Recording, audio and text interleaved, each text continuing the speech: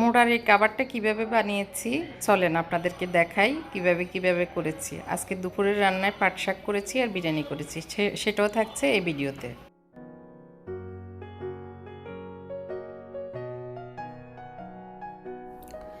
এই পর্দাটা আমি কিনেছিলাম মতিঝিল আইডিয়াল থেকে। তো এটা অনেক বড়, তো এটাকে আমি ছোট করে আমাদের যে রেগুলার সাইজ জানালার জন্য এটা করেছি। তো এটা ছোট করতে গিয়ে দুইটা পর্দা থেকে আমার এই টুকরাগুলি বের হয়েছে আর কি। লম্বাটা আমি এতটুকু ছোট করেছি, তো যার কারণে এই টুকরাগুলি বের হওয়ার পরে আমার এগুলি তো খুবই পছন্দের একটি জিনিস, মানে ফেলতে ইচ্ছে করছে না। যেহেতু পছন্দ করে এনেছি, এগুলি তো আর ফেলে দেওয়া যায় না, এগুলিকে কাজে লাগানো লাগবে। তো এই জন্য আমি কি কাজে লাগাবো সেটা দেখাচ্ছি। এই বহু থিমের উপরে আমার এই টুলটা আছে, এটা আমার পেজেই থেকে আমি নিয়েছি। তো এটা বসতে আরাম, খুবই দেখতে সুন্দর, আরাম, স্ট্যান্ডার্ড। এখন আগের বেতের মোড়াগুলি আর চলে না। তো এটা ইচ্ছে করলে খুলে এই কাবারটা ধোয়া যায়।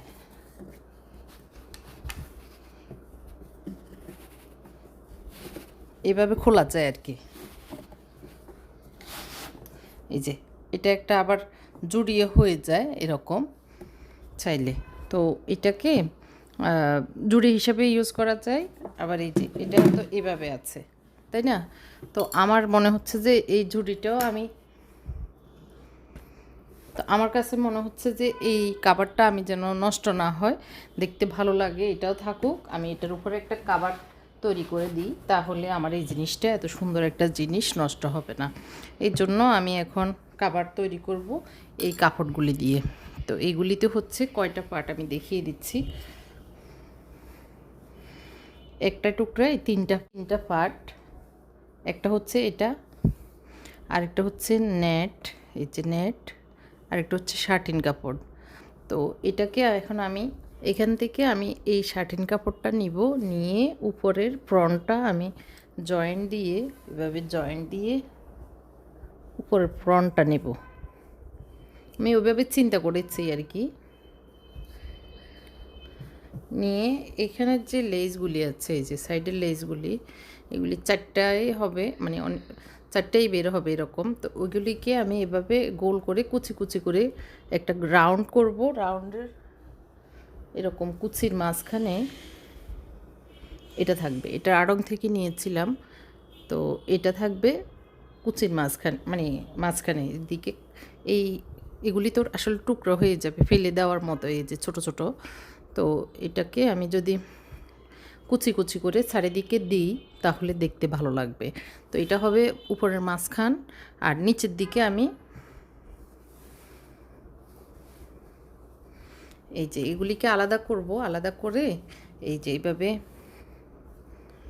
কুচি কুচি করে, এভাবে কুচি কুচি করে এটা একটা কাভার করব আর কি। তো এইভাবে চিন্তা করেছি, দেখা যাক। আমি কেটে নিই এখন।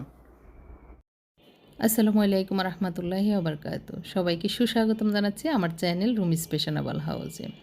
শুরুতে দেখে নিয়েছেন একটি টোল বা মোড়ার কাবার বানাচ্ছি। তো সেটার আসলে প্রস্তুতি হিসেবে আয়রন করে নিচ্ছি। ধোয়ার পরে আসলে একদম কুচকিয়ে গিয়েছে। এখন কাটা তো বেশি কাজ নাই, শুধু উপরের টপটার জন্য দুইটা ফাট কেটে নেব। কেটে নেওয়ার পরে সেলাই করে আয়রন করে তারপরে সেটাকে গোল করে নিব। এইটুকুই কাজ আর কি, বাকিটা সেলাইয়ের কাজ, এই আর কি।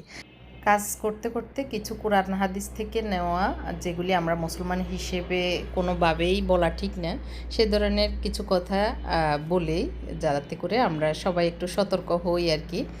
আমি নিজেও সতর্ক হব এবং আপনারাও যেন সতর্ক হন, সেই উদ্দেশ্যে বলা।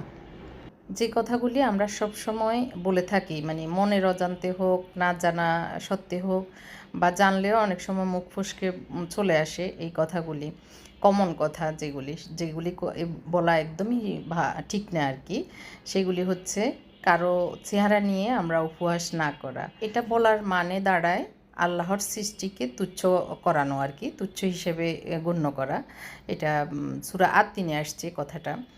আর দ্বিতীয় যেটা সেটা হচ্ছে শেষ সময় এসে গেছে। এটা আমরা সব সময় বলে থাকি যে এটা কিয়ামতের লক্ষণ এসে গেছে, কিয়ামত এসে গেছে, শেষ সময় মনে হয় এখন চলছে। এটাও বলা ঠিক নয়। কিয়ামত কখন কবে আসবে সেটা একমাত্র আল্লাহই ভালো জানেন। সূরা লুকমান থেকে নেওয়া ৩১ থেকে ৩৪ নং আয়াতে বলা হয়েছে। অনেক সময় আমরা বলে থাকি আল্লাহ আমাদেরকে ক্ষমা করবেন না, তো এটাও বলা কিন্তু ঠিক না।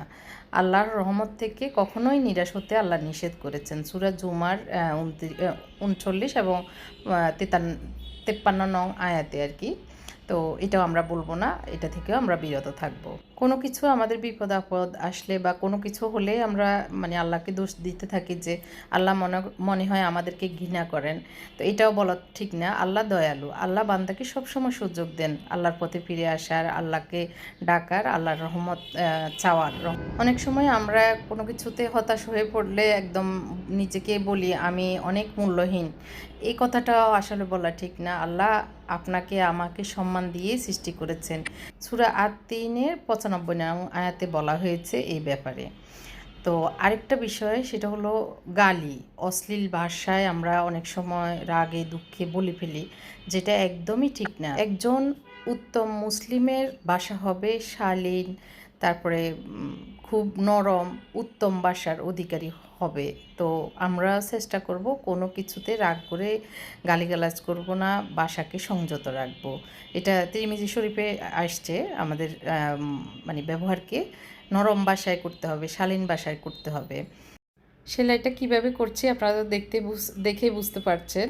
মোড়ার যে কাভারটা করছি সেলাই করতে করতে আপনাদেরকে আমার মনে হয়েছে আর কি এই কথাগুলি আসলে আমরা একটু জানা দরকার। অনেকেই জানি অনেকেই জানি না, তো একটু জানলে আপনাদেরও হয়তো একটা এখান থেকে আমল করলে সেটার সওয়াব যাতে আমি পাই সে উদ্দেশ্যেও আমি বলা আর কি। বুখারী শরীফের ২৬৭৯ নং হাদিসে আসছে আল্লাহ ছাড়া কোনো কিছুর নামে কসম না করা, কসম শুধু আল্লাহর নামেই করা উচিত। তো এইটাও আমাদেরকে খেয়াল রাখতে হবে। আমরা ওই যে কোরআন শরীফের কসম খাই, তারপর কাঠের কসম খাই, তারপর অনেক কিছুর কসম খাই, যেটা একদমই ঠিক না। এটা আমাদেরকে একটু সতর্ক থেকে মেনে চলার তৌফিক দান করেন, এই দোয়া করি। তারপর আরেকটি মুসলিম শরীফের হাদিস থেকে নেওয়া, আরও একটু ভালো মন্দর দিক দেখলে আমরা বলে ফেলি, একটা বিচার করে ফেলি যে তুমি জাহান্নামে যাবে, এটা বলে ফেলি। তো এটা অবশ্যই বলা ঠিক না, কারণ কারো পরিণতি নির্ধারণের অধিকার শুধুমাত্র আল্লাহর। তো এটা অবশ্যই আমাদেরকে মাথায় রাখতে হবে। এটা আল্লাহই জানেন কে জাহান্নামে যাবে আর কে জান্নাতে যাবে। আর যার যার কর্মফল সে সেটা ভোগ করবে, এটাই আমাদেরকে বুঝে শুনে কথা বলতে হবে।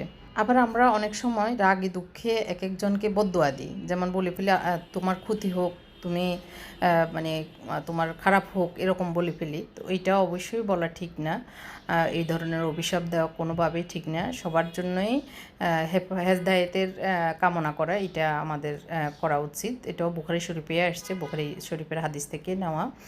আর কোনো মুসলিমকে কাফির বলাও ঠিক না। এই ধরনের কথা খুব ভয়ঙ্কর ও বিপজ্জনক কথা। আসলে শেষের যে কথাটি বলবো সেটা আমরা আসলে সচরাচর মানে যারা ইসলাম বুঝি, যারা অনেক বেশি আল্লাহকে ভয় পায় তারাও বলে ফেলি, যেটা হচ্ছে আল্লাহ আমাকে ক্ষমা করবেন না। কোনো কিছু আমরা অন্যায় করে ফেললে, কোনো মানে ইসলামের বিধান থেকে সরে গেলে বা যে কোনো একটা ভুল হয়ে গেলে আমরা এটা মানে হতাশ হয়েই বলি যে আল্লাহ মনে হয় আমাকে ক্ষমা করবেন না।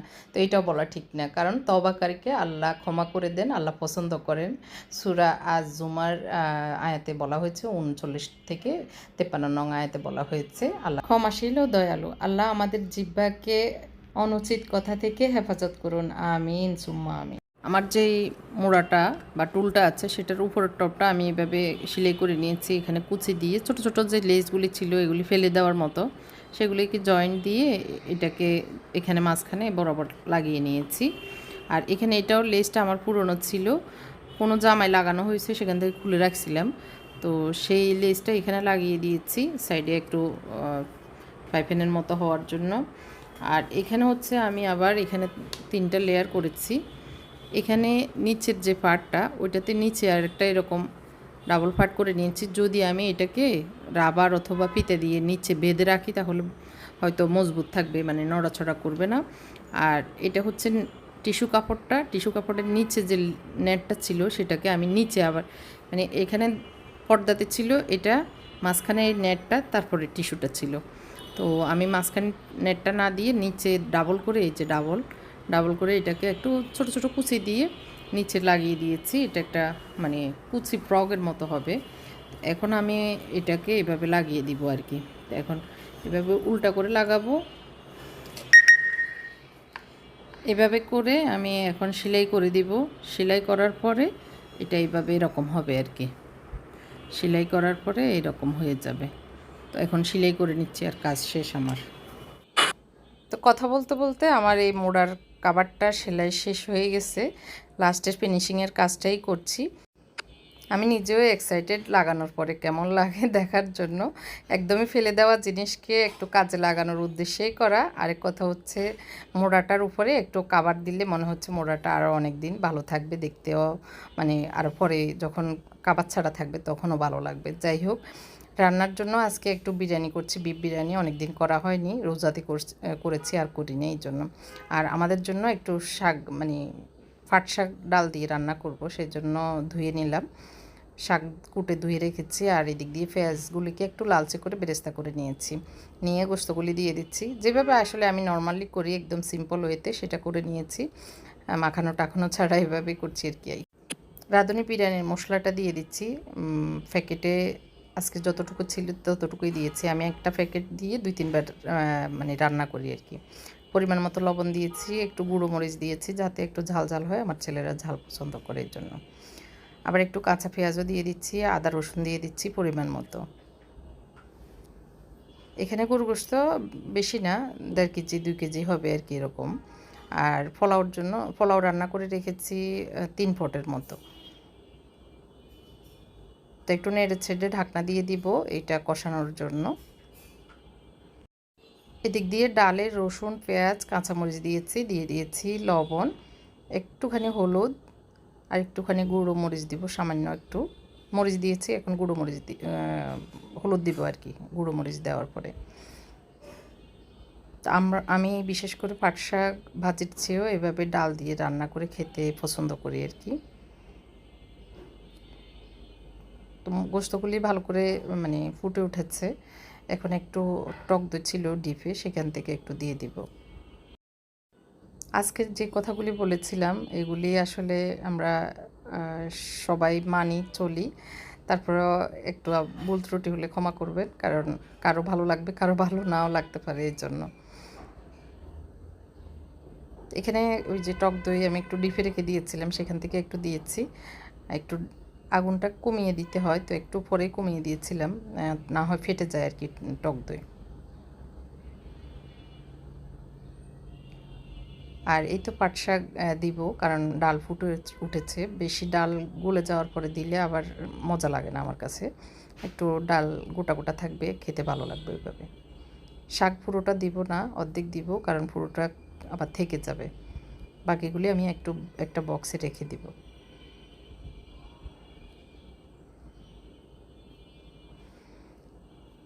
তো অর্ধেক এখান থেকে উঠিয়ে রেখে দিচ্ছি আর কি। একটু সব কিছু তো বসানো হয়ে গেছে, 2টা তরকারি, তো বাকিগুলি রেখে দিচ্ছি আদা রসুন সহ যেটা যেটা এখন রেখে দেওয়া দরকার। চড়ানোর পরে আর আসলে এগুলি বেশি একটা কাজে দিবে না। তো আমি শাকে একটু বাগার দিব, এর জন্য একটু পেঁয়াজ উঠিয়ে রেখে দিচ্ছি ফ্রাই প্যানে।